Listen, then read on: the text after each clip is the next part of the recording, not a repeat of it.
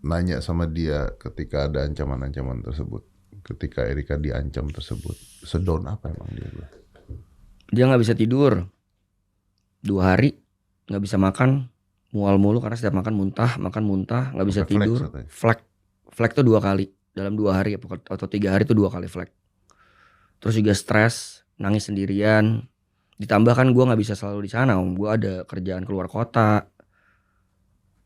jadi nggak bisa selalu nemenin di Kalau lu rumahnya. ada di situ, apa yang terjadi biasanya? Bisa dia cerita, Hmm. gue sering banget ngobrol sama dia, ngomongin apapun yang dari yang penting sampai nggak penting sering, even sampai keluhan dia pun dia sering cerita. Cuman karena gue mungkin gak di sana, dia nggak tahu mau cerita ke siapa. Ditambah mungkin ya ada part dia takut mengganggu kerjaan gue juga, jadi nggak mau terlalu banyak chat.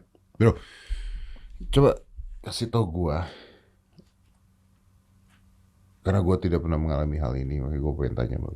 Kasih tau gue, pacaran sama orang hamil 4 bulan 5 bulan waktu itu, 5 bulan maybe. 5 bulan.